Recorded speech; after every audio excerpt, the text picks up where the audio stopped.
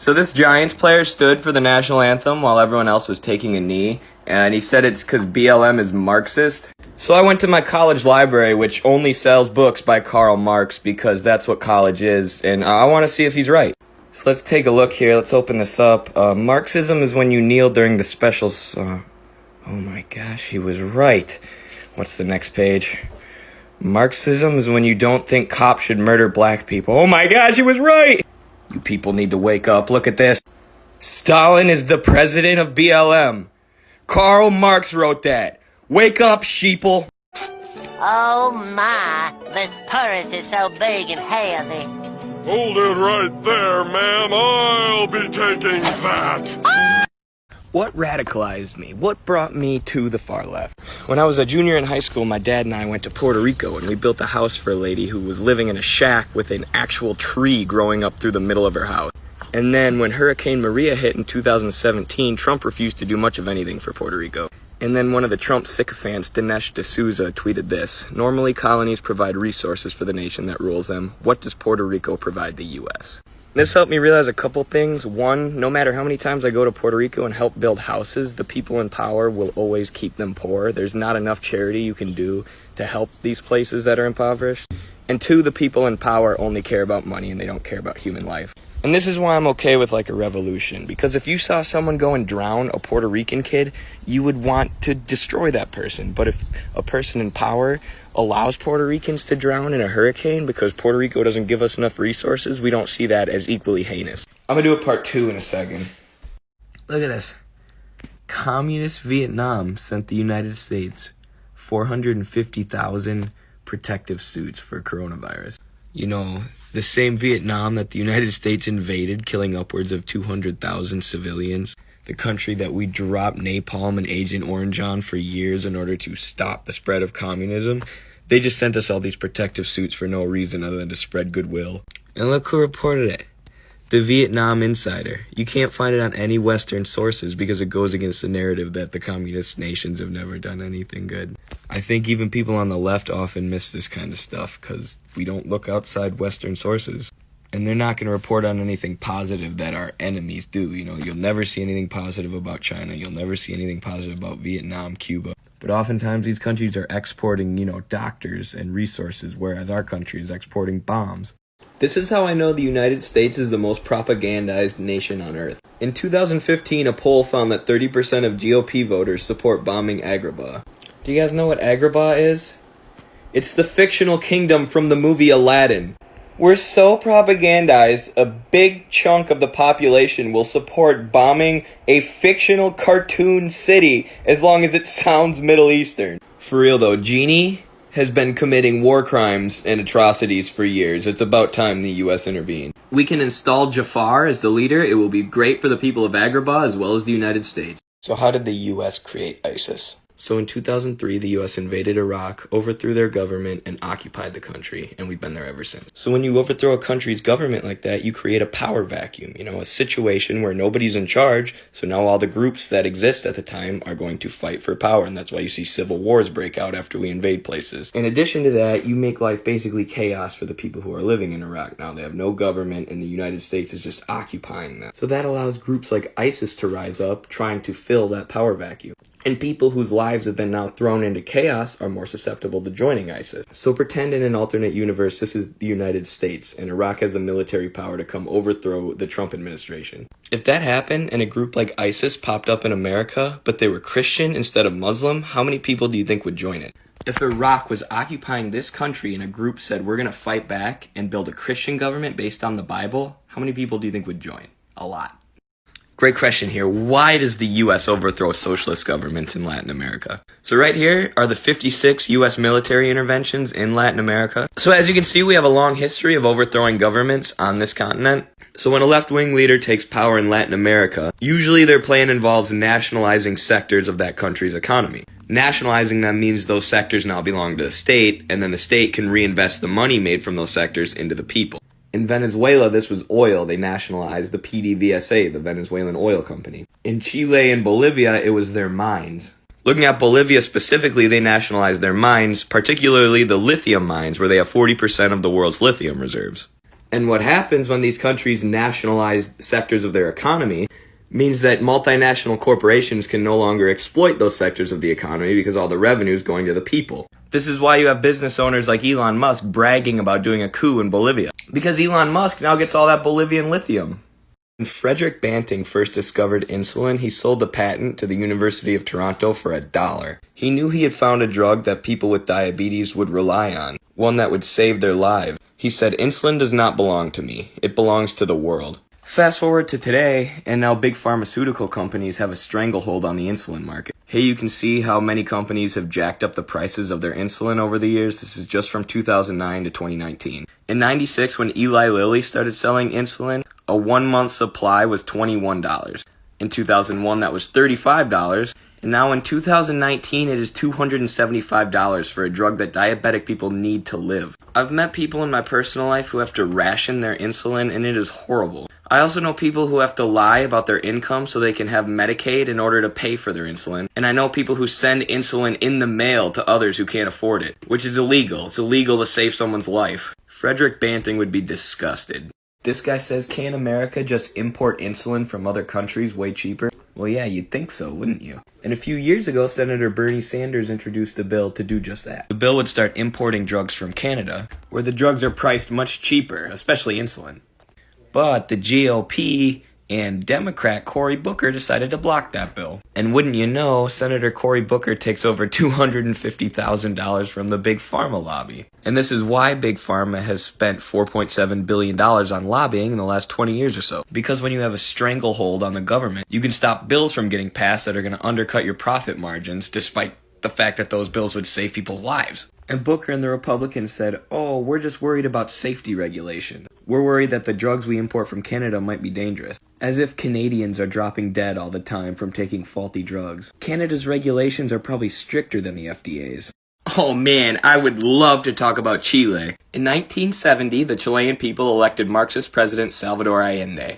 Allende did things like put price controls on food to make sure everybody could afford to eat. He also strengthened the unions. And we know the West doesn't like that, especially not the US. To us, Chile's nothing more than a big patch of land that we can extract resources from. So the US had to get rid of this dude Allende. So in 1973, the CIA organized a coup to put this man in power, Augusto Pinochet. Pinochet was a brutal military dictator. Upon taking power, Pinochet rounded up 20,000 communists and socialists in a national sports stadium. He then tortured and murdered them. He would also throw people out of helicopters and leave Marxist dead bodies in the streets for others to see as a warning. The US also sent Milton Friedman over to Chile as an economic advisor. Chile got rid of all the Marxist policies implemented by Allende, and as a result, they saw 20 to 30% unemployment, as well as a malnutrition crisis that caused children to faint in schools from lack of food. Yay, Western imperialism! Oh man, I forgot about this. Amazon's anti-union video. A couple years back, some of Amazon's training videos got leaked to the public, and they are Orwellian, for lack of a better word. Go watch the whole thing right now, it's on YouTube. Alright, in this video, Amazon says, we're not anti-union, right? But we're not neutral towards unions, right? We're not anti-union, we just think they're bad. Okay. And then they encourage employees to report other employees to management if they see union organizing going on. Watch this part where they tell employees to report union words.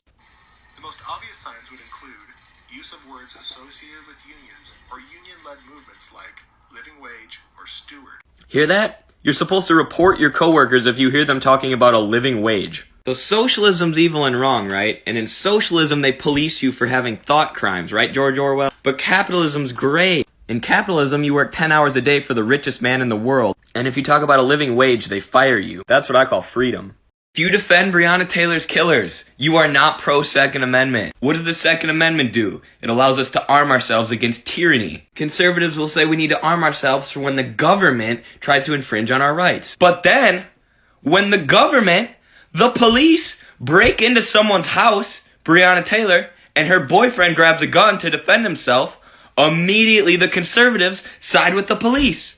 The government! You're telling me you need guns to defend yourself against the government, but then when the government breaks down these people's door and shoots them 20 times, you're siding with the police? And you're saying this dude shouldn't have armed himself in self-defense? You're not pro-Second Amendment. You're just a simp for the Republicans. If you're a pro-gun person who's siding with the police over Breonna Taylor, I'm just gonna assume you've never had an original thought in your life and I'm gonna disregard everything you say from here on out. Cause I know you're just repeating talking points and not thinking. Thank you for coming to my TED Talk.